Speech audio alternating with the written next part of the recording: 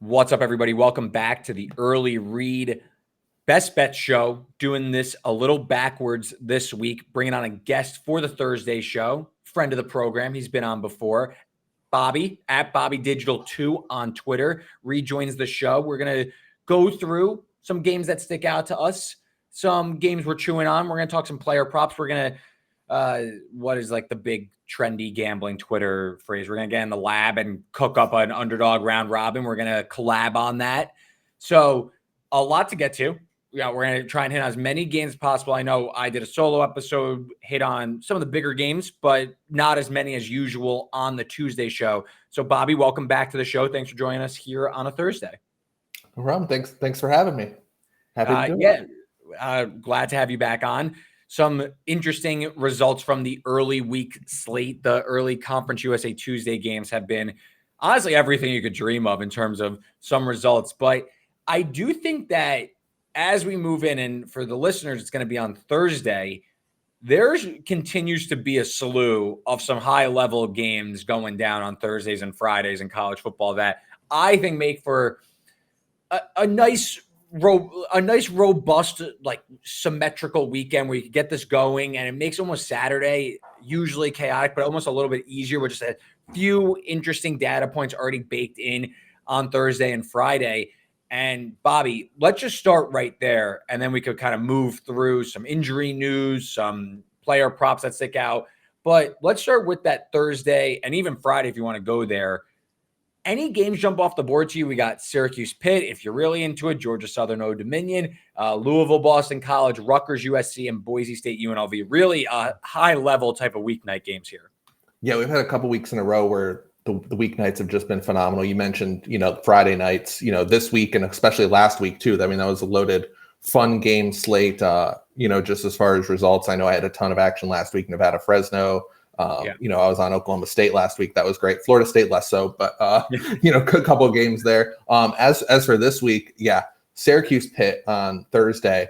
I love that game is a weeknight because it's kind of a low key, a little bit banger. Higher total in that game. Two good offenses. Not completely sold on Pittsburgh's defense.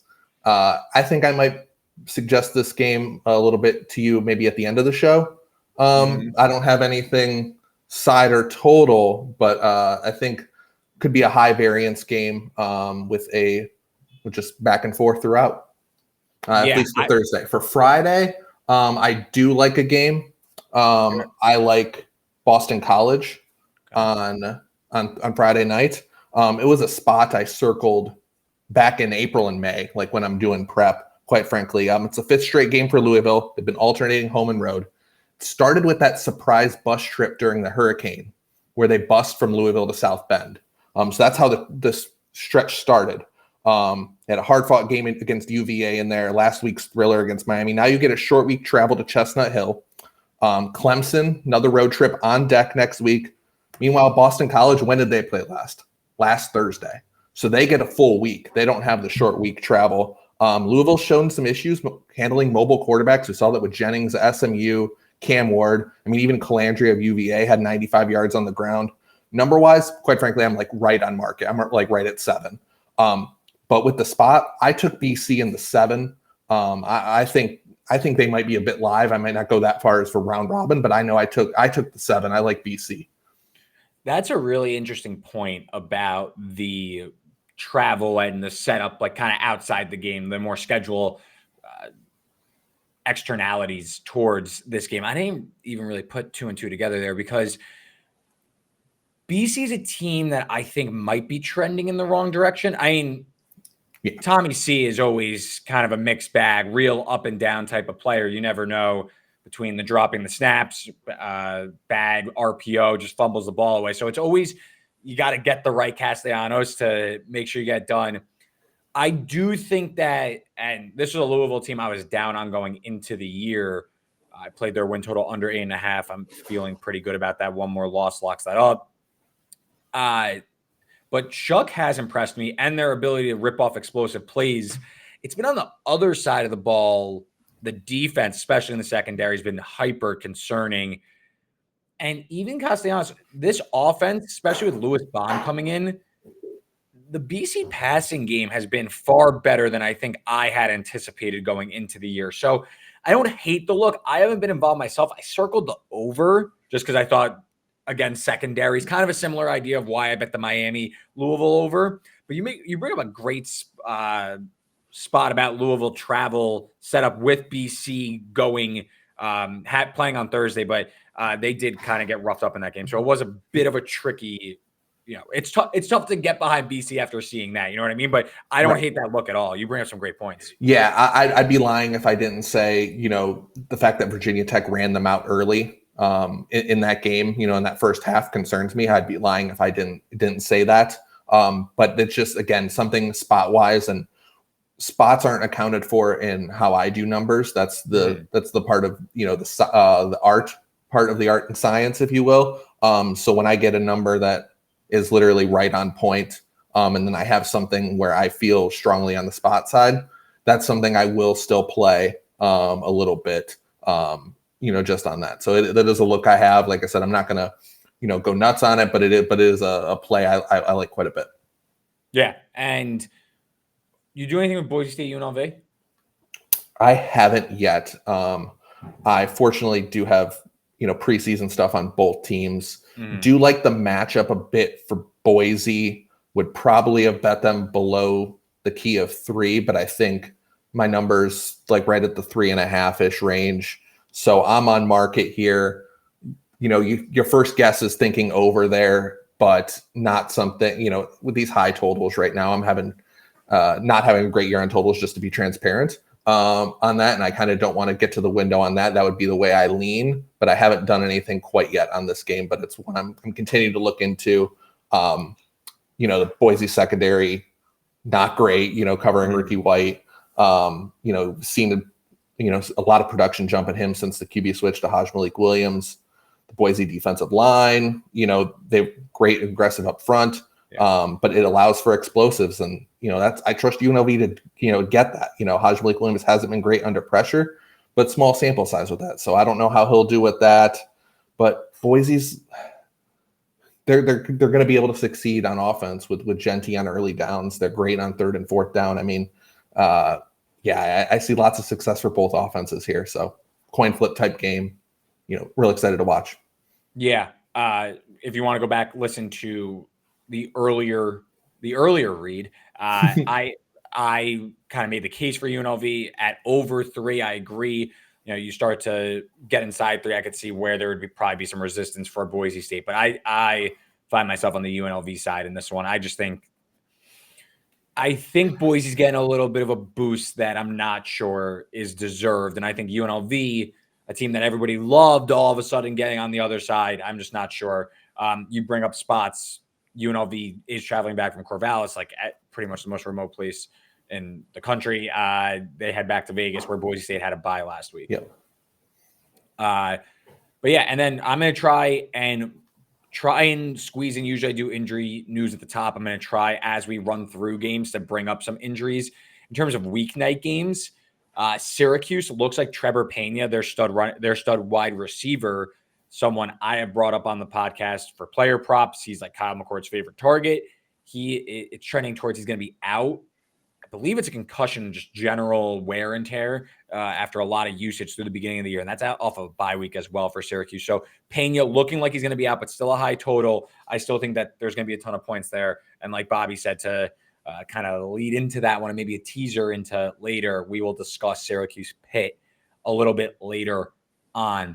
And Bob, some of the bigger games I spoke about, I brought up on the early week episode. You mentioned we just did Boise State, UNLV, Indiana, Washington, A&M, LSU, Navy, Notre Dame. Any of those games you have any thoughts on? Anything you want to bring to the table as we kind of sift through some of these midweek bets? Navy, Notre Dame. We'll do that one. The thing I keep going back to is right now everyone's talking about, and even a little bit with Indiana here is this is simple. Bet Army, bet Navy, bet Indiana, cash, all that. I can't stop looking at the strength of schedule disparity between these two teams right now. Navy, just with their strength of schedule this season, the only even competent team they've played all year is Memphis. over 600 yards of offense against them. I know these are very different offenses with what Notre Dame likes to do and what Memphis likes to do. But Notre Dame's ground attack is quite good, quite frankly. I don't know how this Navy defense actually gets some stops. We've seen Notre Dame actually be able to, you don't think of Notre Dame as a team that can get margin, but we've seen them do that against Stanford, Georgia Tech. They were out early on. Obviously the Purdue game, Miami of Ohio, they've gotten margin on and really been able to stuff teams as well. Good rush defense there. I trust them up front against a Navy team. That's for sure. So it's just one of those things, and I don't know if it's one of those things sometimes with service academies, at least in the past, my number, which is on the other side of 14, closer to 17 actually. Something with service academy games, sometimes because of the limited possessions, you have kind of like suppressed that number a little bit. I definitely want to find an angle to have a pro-Irish ticket. I don't know whether it's a team total on either side. Notre Dame just laying it south of the 14. I'm really working on getting an angle with that, but definitely finding a way to be on the Irish at some point this week is something I definitely will be on. Yeah, I played Notre Dame team total over 32.5. So it was something I mentioned on the early week episode in terms of it's kind of a departure from what we've seen from Navy the past few years. Their defensive line actually isn't the strong point anymore. I don't think the defense is all that great, but the defensive line's outside the top 100 in terms of defensive line yards. I think Notre Dame's going to be able to move the ball pretty much at will here. The only offense Navy's faced that's inside the top 100 in EPA per play is Memphis, who scored 44. Navy won that game. Okay, but Memphis's defense is bottom half of the country in EPA per play, and this is Notre Dame. This is this Notre Dame defense is allowing on average 1 point per drive, top 3 in the country. So I also think to me, this new Navy offense, it's new and it's caught teams off guard clearly. And I'm not disparaging what they've done so far this season, but the longer it goes, the less it's going to work because teams are going to see it. They're going to start to pick up on it. If there is a team I trust on Navy's schedule to come with a sound game plan here and come buttoned up and be prepared for the leaking tight end downfield, it is Notre Dame. So I think that these downfield shots aren't going to be there as much. I think Notre Dame's going to be able to get into the backfield. And honestly, maybe get some short fields here, like a quick 3 and out where Navy starting at their own 20, they finish like a real negative drive. Notre Dame starts their own 40, their own 35, and able to rip off a quick one. So I went for the team total angle with the caveat that while I just kind of shit on Navy's offense and how I think Notre Dame is going to kind of run it up on them and shut it down, if Navy were to hit a few explosives and get some points here, or Notre Dame turns it over or something, I only think the way Navy covers is if this game is higher scoring. I don't see Notre Dame winning like 17-3. Like, I don't see this game being that. I think the path to a Navy cover also involves Notre Dame scoring a ton because it's more of a back and forth game. I don't see like a grinding like 8-9 possessions game. I see more if this game opens up and Navy also punches in a few to help do the scoring here. So I just went for the Notre Dame team total over. I think they could score 5 touchdowns.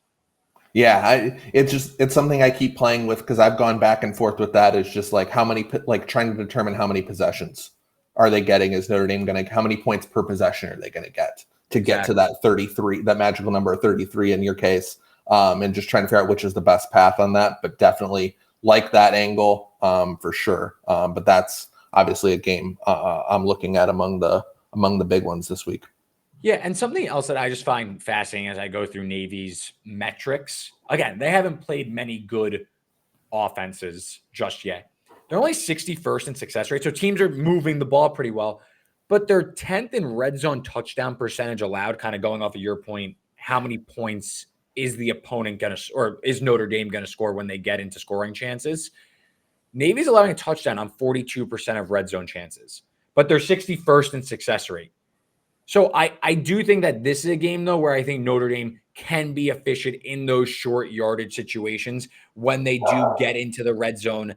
I think that they are going to be able to convert. Go over to Notre Dame real quick. 6th in red zone touchdown percentage. They are scoring a touchdown 81% of trips inside the 20. So I think Notre Dame could put some points on the board here. Yeah, and Leonard has been good. Like he's still clearly settling into the system. Yeah, Past absolutely. couple games. So like I think that's improvement there too. Another path to it. Absolutely. LSU A&M, anything jump out to you there? Not at all. Basically, Wegman's super inconsistent. You thought with the Mizzou game, honestly made me wonder if he was healthy for that Notre Dame game to start the year. Just the vast difference in that. And, he didn't light the world on fire against Mississippi State once again. You're just seeing that up and down nature with him. But like the Mizzou game is why, we both bet them to make the playoff and, high ceiling outcomes with A&M. But then you also see the negatives with him. So a little worried there. I haven't been impressed with the LSU defense since Harold Perkins went out. You just kind of see that little jump there. Worry about the LSU defensive depth. They've just been on the field a lot. Tough game against Arkansas last week. I know what the score line was, but then they previously played a ton of plays against Ole Miss as well. Really looking forward to the matchup in the trenches, the LSU offensive line versus the A&M defensive line. The biggest edge, I think, in the game is the LSU receiving core versus the A&M secondary. But like I make the game exactly 3. So I know it's like kind of hovered around there. It feels like one of those games where if it's, less than 3, kind of lean A&M. If it was 3 or higher, I kind of lean LSU. Not a game I have a strong opinion on, unfortunately. I ended up taking the cheap money line with A&M. I played minus 137 on the Ags. The more I think just about how this game is going to go, I think I trust Mike Elko to have the game plan to scheme against what is basically an air raid LSU team. They're throwing the ball at a top 10 rate in the country. And while I love Garrett Nussmeier, and I think he's been excellent, I don't think A&M needs to bring pressure. I think they could drop guys back in coverage and still win at the line of scrimmage. And while Nussmeier's only taken 2 sacks on the year, I just don't know if this is going to work against what I still think is a sophisticated A&M defense. And on the other side, I think this LSU defense is good, but like I look back at the last 2 games. All right, Arkansas had basically gifted them 7 points. They fell out of game script really quick. Jaquindon Jackson, their best offensive player or most impactful offensive player, got hurt early in the game. Ole Miss, look, I had LSU in the game. I'm pumped they got that. I'm pumped that worked out for me. But at the same time, they needed a 2-minute drill to finally break out of it and win that game. I wouldn't say like that was a resounding effort there against an Ole Miss team that was on fumes going into that game. So I think this is maybe a good opportunity to get in on A&M. It almost feels similar to the setup, not the same exact setup, but at least how I view A&M, like this Missouri game where they're being kind of looked over. The other team is kind of getting some buzz. I mean, A&M closed what in that game? Like, I think they closed around 2, but if we were 3 weeks ago recording this on a Wednesday night, this was like a pick'em game, -1 in favor of the Ags or something like that. And A&M, I'm not going to say they're going to punk them because Missouri's much worse than LSU. But you know what I'm saying? I feel like A&M isn't a gripping team, and we're kind of seeing a lot of different looks at them where LSU looks like they're kind of following this linear trajectory and starting to improve, where A&M, it's a little bit of like up and down, stopping, starting, where I actually think it's presenting a pretty good buy low on A&M. No, at home too. Night game Yeah. at home, I think like you got to at least acknowledge that. Not that home field means so much anymore, but I do think like this is one where you need to acknowledge it for the same reason that I was part of the love for LSU against Ole Miss. Yeah, for sure. And I know after that LSU Ole Miss game I know I left that game kind of going, I don't know how I feel about either team. Just kind of how that game kind of played out. Both teams missed some opportunities I felt in that game. But yeah, no, I definitely see it with A&M. Just not something I'm gonna get there on. I don't think this week. Yeah, absolutely. Before we move on to the rest of the board, let me tell you about today's sponsor, and that is Rithmm. Rithmm is the biggest budding app in sports betting right now. Download it using the link in the podcast description below. If you want to make your own sports betting model, you're hearing me and Bobby talk about our models and how we project games. You want to learn how to project games? Get on Rithmm now. hundreds of different inputs, a sleek new app. Rithmm is the place to be for all budding sports bettors. Again, sign up in the link in the podcast description below and get started with Rithmm today. All right, Bob. So here's what I'm thinking. I'm going to mix in some props. I kind of want to just spray the board here. Let's just try and talk about as many games as possible. We'll work on some injury news, things that are developing, maybe some market movements. I think let's go as long as we want, I guess. But let's just try and hit on a few of these games, some bets we've made, some bets maybe we're eyeing that maybe we could help each other sift through the problem and try and find a solution there. So I'll give you first word, and we could kind of just ping pong it back between each other. What game are you eyeing here? Let's go to the Sunflower Showdown. Kansas State, Kansas.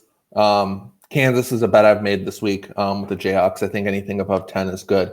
I just like what the Kansas offense has done. It's one of these teams. One thing I like to do at this time of the year is really see upticks, downticks from kind of what happened the first month of the season, and kind of see if teams are trending up or down, kind of based on their previous performances. Now that we're getting more stable competition. We're a couple games into conference play, varying non-conference schedules across the country.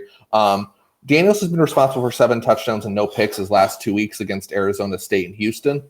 Houston, by the way, you're like, oh, Houston's terrible. No, that's a defense I respect, though. So I like the uptick on offense. I honestly might just be hard-headed and still not sold on Kansas State as a complete team. He knocked out Garrett Green against West Virginia. Had an early pick 6 in that game. Something else I'm kind of interested in pointing out here. Avery Johnson got banged up in that Colorado game a little bit. You remember him leaving and then kind of coming back in that victory in Boulder. Do you know how many carries he had last week against West Virginia? Could be 0, but yeah. 0. So and we think of him as more of a runner than a thrower. So with that in mind, I'm really questioning whether he's healthy. My number is already below 10. I'm in like 9 point something here. So I'll take the Jayhawks here. Anything 10 or above.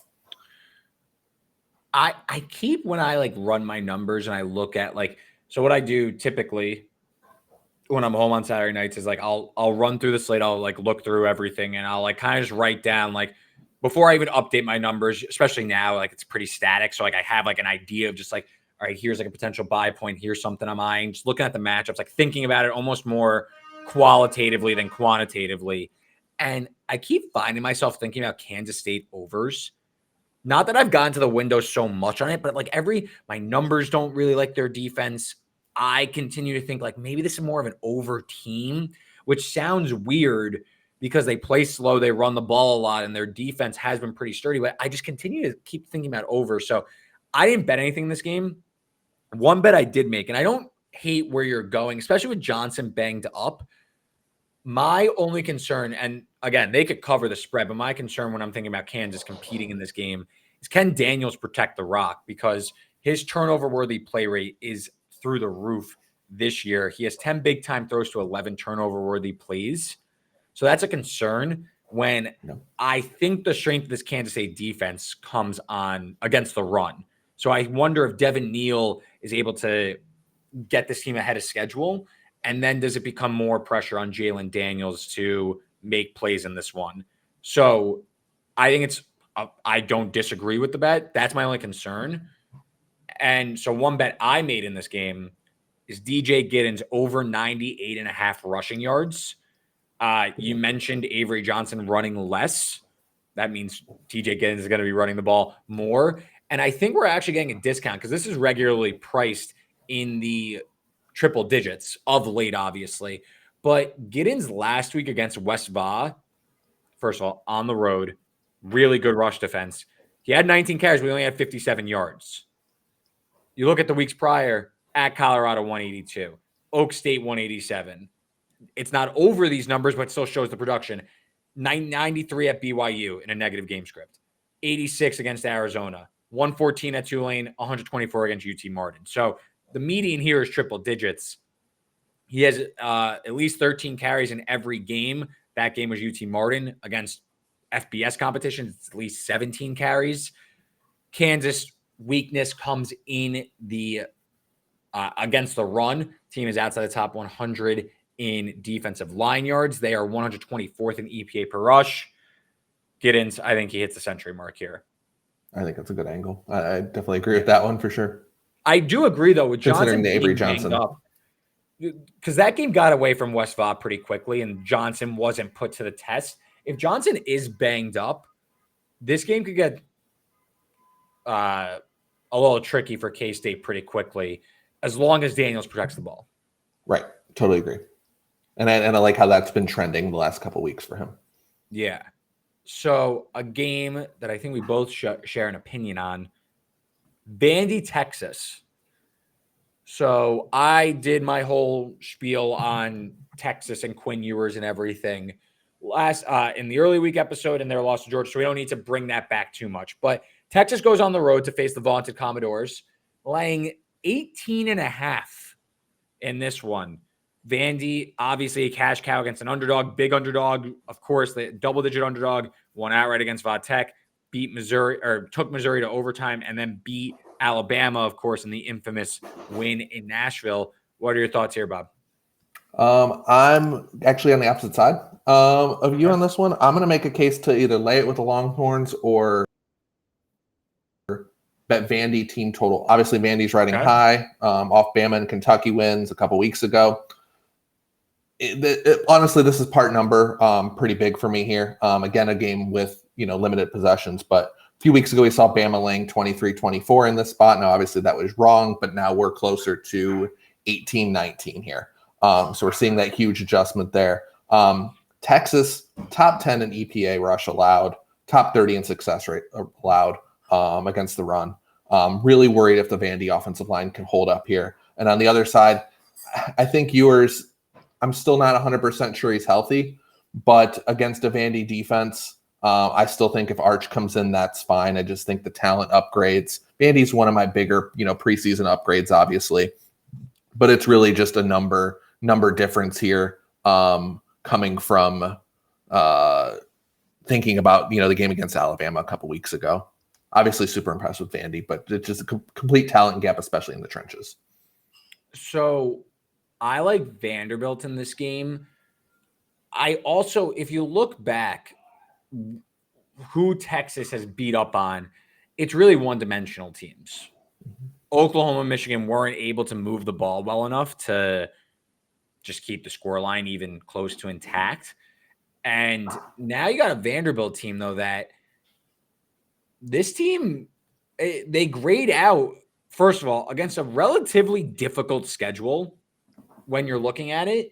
And you look at Vandy, where are we here? Vanderbilt, this team is top 40 in EPA per play. They're averaging about 3 points per drive. And what I think is interesting is the passing game is top 10 in EPA per pass. So you got a team that isn't making mistakes. They only have 2 turnovers on the year, and they're staying ahead of schedule. They're 32nd in success rate. I just think they're going to be able to move the ball enough and shorten the game enough against a Texas team where I look back now at their results. If a team's able to score 21 points or 20 points, is Texas in the business to put up 40 plus points and cover their spread? That's my only concern here. And then, you obviously have like that Quinn Ewers benching thing, whatever, people saying maybe he's not healthy. So yes, they bring in Arch, which is great, but this Texas team has a run game issue. It does. This Texas team can't run the ball, and Vandy, top 50 in rush defense. So I'm just curious if this game shortens to maybe less possessions than we expect. Can Vandy keep this scoreline respectable? I'm not going for the outright upset. I just think this game, at over 2 touchdowns and a field goal, I think the game can stay competitive because I actually think Vandy's offense, I don't think this is like a mirage or anything like that. I just think they're able to move the ball just enough to stay on schedule and, keep the chains moving. Yeah. And, honestly, one of the things I was most impressed, obviously the game against Georgia last week, but I thought the Texas secondary held up a little bit better than I thought they would. Obviously it was a game, I know I bet over the total and, we didn't get there on that one, but that was one I was surprised by how well they did. They obviously, affected Carson Beck in some way in that game. You mentioned the Vanderbilt, rush defense there. The pass defense is 89th in EPA per dropback. So thinking they could have some success in the passing game. And now we're seeing with Sark, willing to kind of use both quarterbacks as well. So I think no matter what, they can get a healthy guy in. Maybe it's an underlook instead, just an overall That's underlook.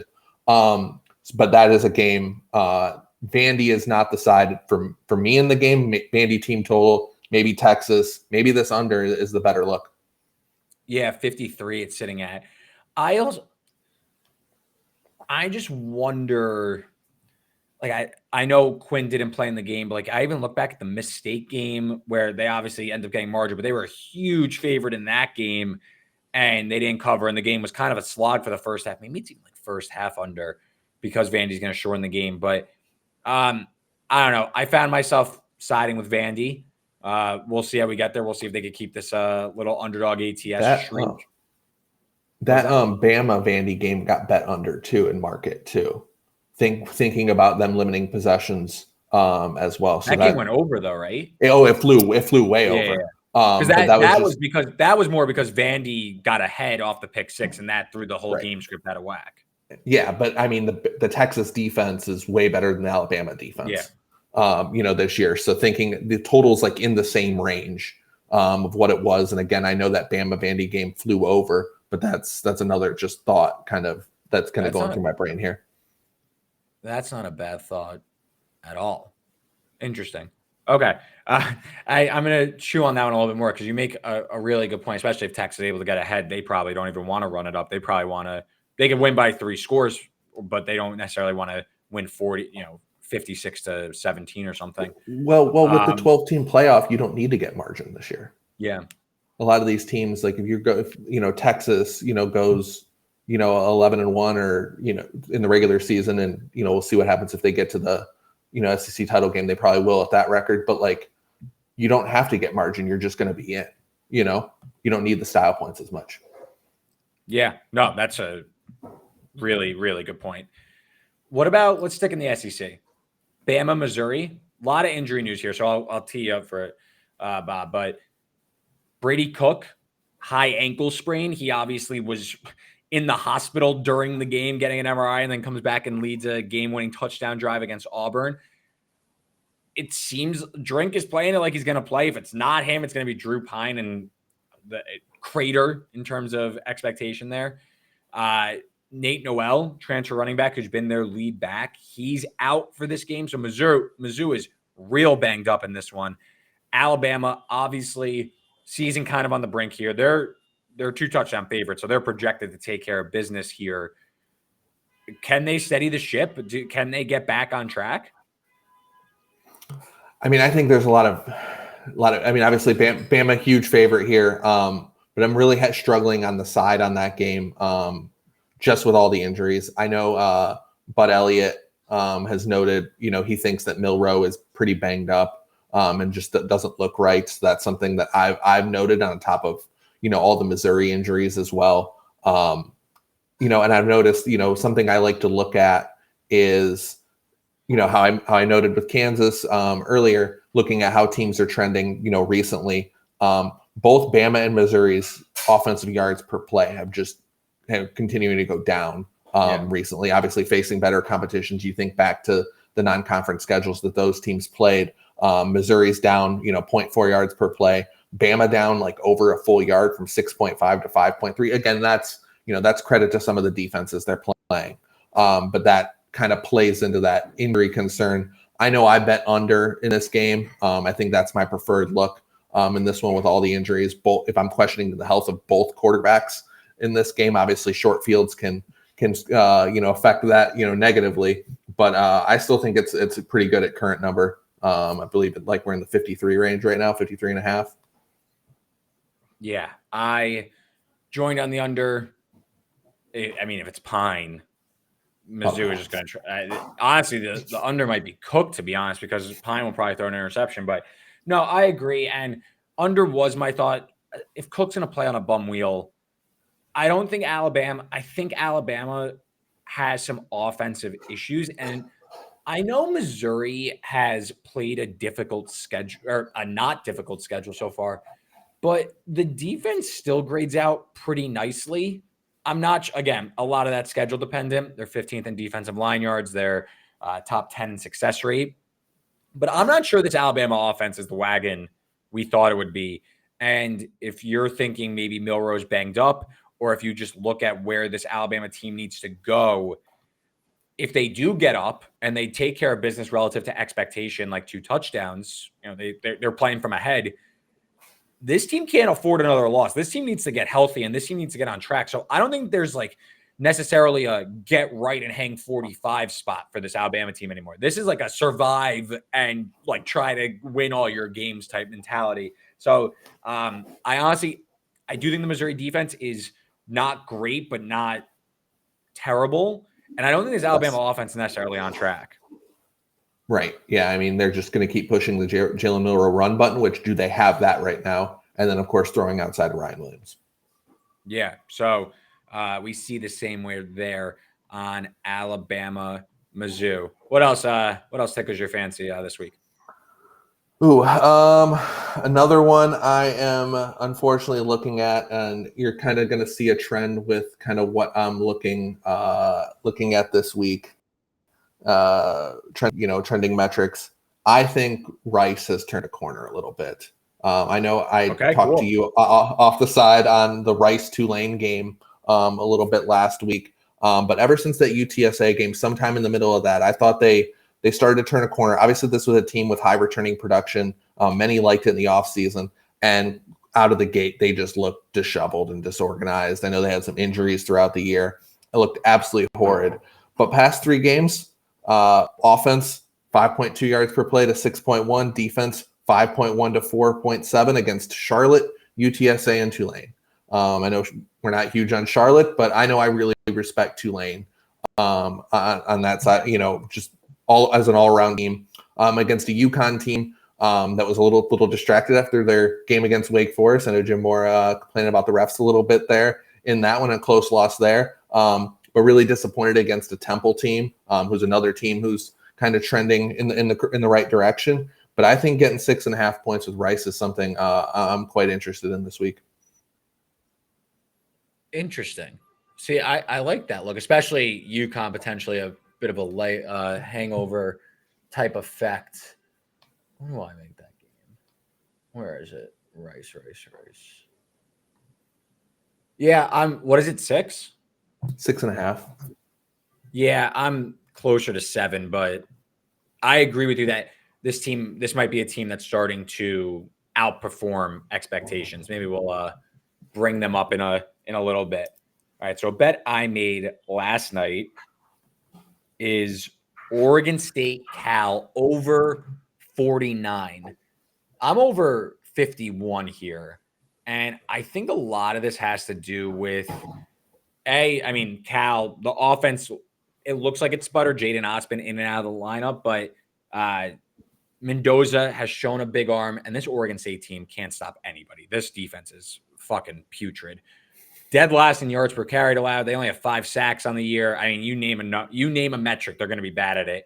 I really think, though, Cal's going to be able to run the ball at will. I mentioned dead last in yards per carry. They're allowing more than 6 yards per carry. So whether it's Jatavian Thomas, the backup running back, who I actually think is pretty good, or a healthy Jaden Ott, I think Cal's going to be able to get theirs. But I don't necessarily trust this Cal defense. At first push was like maybe Oregon State with the points, but I can't trust that defense. But I do think the offense with McCoy is going to be able to move the ball in this one. Cal's defense, very feast or famine. They're top 5 in turnovers and havoc, but they're also outside top 100 in explosive pass defense. And Oregon State typically want to run, but McCoy, a dual threat. The offense has looked really good, averaging over 5 yards per carry. Team is averaging over 30 a game. EPA per rush, 13th in the country. So I think you're going to see big plays on both sides. I mean, this total, I know it's like 2 slower paced teams, but this total is implying that you're not seeing much scoring here. You look at some of the totals that Cal played Pitt. I know a fast up-tempo team, but high 60s.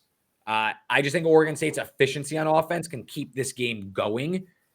I mean, Oregon State, again, UNLV, they were dumb slow as well. That total was in the 60s. And I bet over. I nearly got away with it, but it was, took an L there. But I'm going back to well here with Oregon State because I think this total is adjusted way too low, especially given just their big play capability on both sides of the ball. For that one, definitely an interesting case. That one I honestly have nothing on. It actually was something I circled on the openers as something to consider, but didn't end up pulling the trigger on it myself. Couple just small concerns. Obviously, Jaden Ott, hopefully he comes back on that because that's a huge matchup advantage. Both teams obviously want to run. You mentioned the pace concerns with that there. Another thing would be the kicking game. Neither team can kick. So you're trying to go over a total in a game where I don't trust either kicker. Now that could be both teams going for it more, but I don't know if that's fully the case with two defensive head coaches, quite frankly. So that would be some concerns I have with that one, but I definitely see the success, and I also consider the Oregon State side briefly, but I don't think I'm going to get there. What else you got? Let's see. I bet Texas Tech against TCU. Another one of those kind of dog spots in the Big 12. You see obviously TCU beating up, a Utah team that's just in shambles in previous weeks. Quite frankly, again, just a simple numbers play on that. Think they can score, keep up with TCU. Don't love their defense. Just too many points situation was very simple handicap for me on that one. 100% buying low, selling high. These Big 12 teams are just not separated by all that much, and there seems to be every week a Big 12 dog. I think I didn't bet it myself, but I think Cincinnati, Colorado, you can make the case as well. You're in a similar situation. I'm not as into that one, but I wouldn't knock someone for saying, yeah, I'm going to follow your principle and take the Colorado or take the Cincinnati side. I have some MAC questions, and then we'll do player props and round robin. Why is Western Michigan only laying 17 against Kent State? So I know you're a MAC guy, so I got to ask you this question. Yeah, I know. I know my numbers were right on market with that one. I haven't played it myself. Either side there. I think it's continued concerns with Western Michigan defense. We saw Akron put up a big number on them. Beat them in the box score. Quite frankly, a game that the Zips were up 17-0 on the Broncos on there. And then Ball State, being able to put up 42, in that shootout game. So just think, can they get margin type game of that? Are they a type of team that can do that? I would say that would be the question there with Western Michigan. Yeah, absolutely. And then I brought it up, Ray, but BYU UCF, anything jump out to you there? I know a lot of love for UCF in the market. Yeah, I bet UCF at a number long ago. They had a plus sign next to them. Again, kind of a spot play. BYU, kind of feasted off turnovers. Now they are better, no doubt better than what I expected, from preseason and whatnot. But I like the switch to the quarterback. I think that fits Gus's system pretty well. Weird travel from Provo to Orlando. Different temperature, heat and humidity in Orlando, even if it is, late October now. But yeah, I like UCF it's still, you're just, trading below the threes, but UCF was definitely a bet I made. Anything stand out to you Big Ten over wise? The one I've circled a few, have not played any, but Rutgers USC has gotten a little too rich for me, but anything in Minnesota, Maryland jump out to you? Absolutely nothing, to be honest. Not a game that I looked at too much at all. Obviously been impressed with Billy Edwards, the quarterback of Maryland, and how he's played. He's exceeded my expectations. And yeah, I could totally see that. 46.5. Yeah. I don't know if these mini defensive metrics, I don't know if I necessarily buy them when you really go through who they've played in terms of passing game. And the USC game is kind of a misnomer because they were like 40-mile-an-hour winds. So I think that's really propping them up. But Maryland, these guys, that outside of USC, which I'm giving a caveat there, Ty Felton and Caden Prather are like by far and away the best receivers Minnesota's faced this entire season. And I don't really like Maryland's defense. It's more of a question, can Minnesota really pass the ball off a bye? Maybe they can. I don't know. It's not like a crazy numbers edge. I was hoping it came in much shorter because Minnesota totals are usually short, but they were wise to the Maryland over idea. But I kind of lean towards the over there. I could definitely see that. Yeah, that's definitely going to be the best passing. Haven't played it yet, but that's when I've kind of just chewing on that one. Really quick, Bob, I'm just going to run through a few player props. I guess you could give me a yay or nay, and then we could get to underdog round robin. I probably could have worked these in a little bit better, but my notes, my player props are at the bottom of the notes, so I kind of skipped through some of the games. We're going to go backwards a little bit. So let's start from Thursday. Oronde Gadsden over 69.5 receiving yards. At 4 games with over 70 yards. I mentioned Trevor Pena, likely not going to go. Gadsden, most talented pass catcher. This is going to be a pointsy affair. Total at 62. And Pitt, not great. Obviously, defending the pass. They're outside the top 100 in EPA per pass, but also not great at defending tight ends. Gadsden, among the best pass catchers at the tight end position in college football. So I think Gadsden could get over his number. This is more of a median expectation. I think the game is going to be super pointsy. Camper for Boise State. I have to pull up an updated number on him. I mentioned in my handicap on last episode with Boise State, I am curious if they're going to have to throw the ball more with Maddox Madsen. If UNLV's defensive line is able to get home. Cam Camper still over 59.5. Excuse me. I still believe that is well within reason. You go through some of his game logs. He's emerged as the top receiver in the Boise offense. You go through, he has at least 50 yards in all 6 games this season. And so that's showing a pretty high floor, pretty steady. And he's fresh off of a game where he had 111 yards against Hawaii. I think you're going to have to see Boise go to the air, and the targets are going to just speak for themselves with Camper. So big body receiver, 6'3" senior. I like him to go over. So they're weeknights. Bob, what do you think about those two? Totally agree with both. That's simple. Totally agree with both. Again, I'm a little limited in terms of what's out there for me to share, but I'll share one more that jumps out. Maybe 2 more. What do I got here? You know what? Let's do, just one more for now. Connor Wegman over passing yards. Wegman, that's sitting at 206.5. Purely a volume play. Honestly, I didn't play this one myself yet, but Nussmeier in the mid 270s, I don't hate because I think that they're going to have to take to the air so much. But Wegman, you go through his game logs. Since coming back from injury, 276 against Missouri, 217 against Miss State. I still don't really buy this LSU defense just yet. And I think they're most vulnerable through the air in this matchup. I think they're going to load up to try and stack the box. I just think A&M is going to be able to move the ball. And I mean, 206.5. You don't need much to get over this. He throws the ball into the mid-20s, hopefully. I think that's where we see him get over this mark. I mean, you need a few explosives to really get over this. Honestly, a higher scoring affair wouldn't shock me, but I like Wegman over passing yards. Yeah, I think I'd prefer the Nuss one more, just because I feel like I see more paths to that one with that. Obviously, being a little bit more of an air raid A&M secondary. Obviously they're not an air raid, but the high pass tendencies. But Wegman's inconsistency that I mentioned earlier kind of worries me a little bit. I do think they want to try to lean on the ground. I think they could have some success here on that. So I don't less so on that one, but definitely agree with the first two. I definitely more volatile, but like this to me is expecting Wegman's going to have a bad game.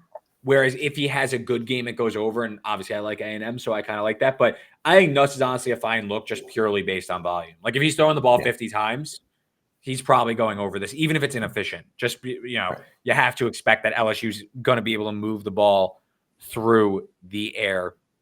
And that's kind of all I have available to me right now.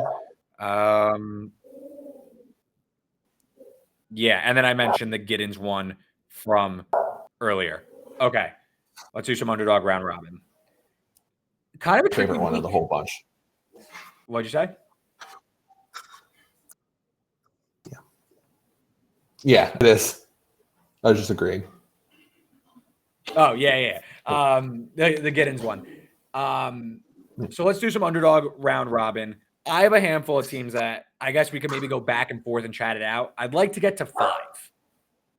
So at least for me, the 3 that I would like to put in there that I'm going to put up for like high consideration is Texas Tech, which I know you're on, Miss State, and Syracuse. Okay, so 2 of those had down myself for hydration. I actually didn't put Texas Tech down on that because I don't even know why I didn't, quite frankly. But I had Miss State and Syracuse down, and I thought Syracuse is actually one of my favorite ones for that. Again, just for the variance of the game. Not a game I haven't bet that one side or total like we mentioned earlier, but something I think from that perspective. Do you want me to throw out a couple? I just kind of spray the board on some of these where they're not necessarily sides I bet, but what about Rice? So Rice made that list as well. Okay. A little bit lower. I thought about Temple against ECU. Obviously, head coach firing game on that. Again, Temple trending up. I kind of talked about that a couple times. Washington with the QB injury to Indiana. So let me stop you there. Let's talk Washington real quick, because it's not. I feel sacrilegious going against Cignetti here, but isn't when you're building out this kind of underdog round robin, isn't this like exactly what you're looking for, where you have a really good team lose their starting quarterback? We're not sure what the drop off is to the backup, and you have. I don't know how good Washington is. I personally believe Washington is better than Nebraska on a neutral field. I would prefer the Washington side. I'm just not sure they're like, isn't this exactly what you want? You want to get a pretty good team with a ton of variance in this. Like, because again, look, we're taking, what are they, like plus 190? We're buying into the upside of this game, or I guess in this case, the downside of Indiana. Isn't this exactly what you're looking for in terms of building this out? Yeah, they were the second. Like when I wrote this out, they were the second team I wrote down ahead of Syracuse, and then Washington. That was right up there on that for that very reason. Okay, cool. Keep going though. What else you got? Is a higher recruit, did well in that. Yeah. Wrote like you said. I'm New Mexico, and Colorado State last week. We saw Air Force take a little money. We saw that Under take money. But Air Force is just incompetent. And I think we're going to see an offensive drop-off from Colorado State, even against a New Mexico defense I think is horrid. So, again, a high total game. Give me the dog in the sense where they could possibly win outright. Another Mountain West game I thought about was San Jose State, just in terms of this. And then I know you know where I went to school, but I like Akron a little bit. I wrote them down for this. So go Zips. No, so we're seeing eye to eye here on a lot of these. So I guess we got to start whittling them down. Mm-hmm. So it seems like Washington has to be in, right? I think they're the 4th because they're the 4th. So I also lean towards New Mexico. I'm not sure where this Colorado State team is actually at in terms of, they lose Torrey Horton, but they didn't even need him against Air Force because Air Force is so incompetent. Obviously, New Mexico's defense makes it like kind of a tough draw where Colorado State can maybe not even need them. My also other concern with New Mexico is looking at who they've played the last 3 games where like they have some perceived momentum. And I bet New Mexico, so I like them in the game, but they beat New Mexico State, Air Force, and Utah State. Like, I wish they had a win over like a reputable team. You know what I mean? Like, that's what scares me. Like, if they were at home, I'd be much more into it. On the road, kind of, and I have them written down, but I find myself kind of steering away from that one. What do you think? No, that makes sense. And I know I'm kind of thinking about it, too, as I know that, that game was 0-0 Colorado State Air Force, with no Horton, late into that second quarter. They didn't score till 5:28 left, and then Air Force promptly fumbled and gave them a short 5-play, 28-yard drive to go down 14-0, and the game is over. And I know, they got out 21, that, came back, a little bit, made it a little bit interesting. But it's just something where I now really don't know what Colorado State is and if they're competent at all. And now New Mexico, who I do think can score basically on anyone, can kind of put up a number here, but I'm okay excluding that one from the list. You bring up a good point about Colorado State. Like, they couldn't really score on Air Force. At least New Mexico could punch back if Colorado State were to score on them. Okay. Do we need Miss State in? We kind of said they're in, but is there any concern that Miss State, it's like the perfect setup, but like, I think we got to keep Miss State in, but like, am I too in love with the idea? Cause that was like one of the first clicks I made this week. Of the 4 that we considered like in Texas Tech, Syracuse, Washington, Miss State would be 4th. So if we found 2 more that we liked, Miss State would be the one I'd replace of the 4 that are for sure in. Which is ironic because that's the home dog too. Right. Which like you would think, okay, so I have Tech, Miss State, Syracuse, Washington written down. I have off to the side Rice and Temple down. I don't know if I want to put Temple in. Rice, if you're in on, and New Mexico. So Rice or New Mexico? I think this is funny because obviously I already bet Rice. Yeah. I already bet Rice. You already bet New Mexico. And I kind of want to New Mexico as the round robin piece, and you probably want to use Rice as the round robin piece because you bet New Mexico already. I think 6.5 does it to the other. I'm cool with the round robin. Usually the round robin are a collection of teams that I bet that I think actually have a chance. I haven't bet Rice, and you kind of talked me into them, but I had New Mexico as like one of the original teams, and then. Yeah. Honestly, like my original draft was Tech, Miss State, Cuse, New Mexico, and then kind of leave that 5th one blank with a lean towards Washington. Yeah. But I could do. We like Texas Tech, right? We think Big 12 upset coming there. Yes. We can't trust TCU. Okay. Miss State, home dog, dead spot for Arkansas. Syracuse, too many points for a team that is arguably more talented. Washington, we're just buying into the variance. And then we think New Mexico because there's a chance Colorado State sucks. Basically. Okay, so when I think it's more likely Colorado State sucks than like UConn comes out dead, I guess. So yeah, I think I'm in on New Mexico for it. And at least like Rice is maybe trending up, but like Rice also might still be terrible. Where New Mexico, like all season at least, has been scoring. Like we know if New Mexico are going to lose, they're going to lose letting up like 50 points or something. Whereas Rice, like they could lose in a multitude of different ways. Right. A lot of turnover issues, etc. Yeah. Okay. Cool. That was cool. I like that. I like ours. Okay. So good stuff there on the round robin. Bob, any other games we didn't hit during the show that you want to bring up before we get out of here? Let me just peek at the board real quick. You kind of hinted at one that I wanted to maybe discuss, which was Colorado Cincy, just because I didn't have anything on it. Do you have anything on SMU Duke? Actually, no. So some injury news here before we get out of here. I guess we could go through that real quick. On the Colorado side, Travis Hunter, quote, pep in a step, should be good to go. I don't really know where Cincy's at.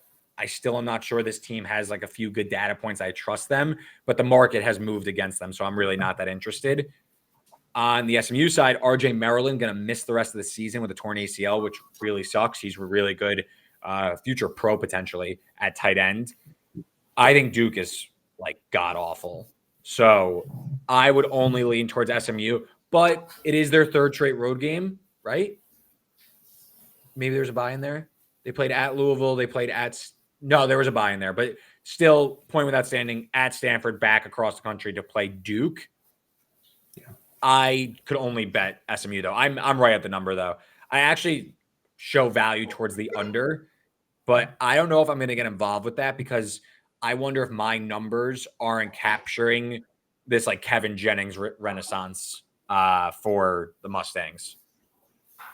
Had an under lean there too. Again, I show value as well, but also wasn't sure on that. But the RJ Maryland was the kind of thing that may go under, and I just don't this Duke team at all, despite the record. Exactly. No, Duke being 6-1 is like ridiculous. And then in terms of like other injury notes I'd written down, Brendan Lewis for Nevada, game time call. Chuba Purdy may draw the start. It's a slight drop off, nothing crazy, but he got banged up. I thought he had a concussion. He ended up playing, and then he hurt his knee. Wyoming, you might see two quarterbacks there between Sabata and Caden Anderson. They both stink. And Oklahoma's going back to Jackson Arnold, which is interesting, I guess. I don't know. But that was kind of it in terms of like QB news and quarterback questions. Oh, one more. Garrett Green, questionable. Their backup has some experience. What's his last name? Something with an M. Some Italian last name with an M. I'm drawing a blank on his name. But slight drop off. I don't think it's that crazy. Westvot at Arizona in the toilet bowl for these Big 12 teams, just two teams that are really kind of trending towards nowhere. I don't have an opinion, but if the market has like a crazy reaction, maybe that would have me come in on Westvot. I'm hoping that doesn't happen because I don't want to bet them. But Jakeem White should be good to go for that one. It's like Markle or something. That's the name of the backup. So Bob, thank you. Bob, thank you again for coming on. Best bets for me: Cal Oregon State over 49, Vandy plus 18.5, A&M moneyline minus 137, and the Notre Dame team total over 32.5. Bob, where can everyone follow you on Twitter, and any other bets you want to plug before we get out of here? Yeah, best bets. I'll go Boston College plus the 7, Kansas plus the 10, Rice plus 6.5, and I'll take that Missouri under 53.5 for best bets there. Just on Twitter at BobbyDigital2 if you want to follow me and talk games. Anyone welcome in the DMs. So appreciate the time. Absolutely, Bob. I appreciate you coming on yet again. We got to do it again before the end of the season. Until next week, you could find all the bets on the early read play tracker in the podcast description. You can find all my bets in real time at RW33. And you can follow me on Twitter at Reed Wallach for a stream of my subconscious. About to go watch the Nets opening night. Hope they lose. And tweet out my random thoughts on the terrible Conference USA games going on a Wednesday. Until next week, we'll talk to you later.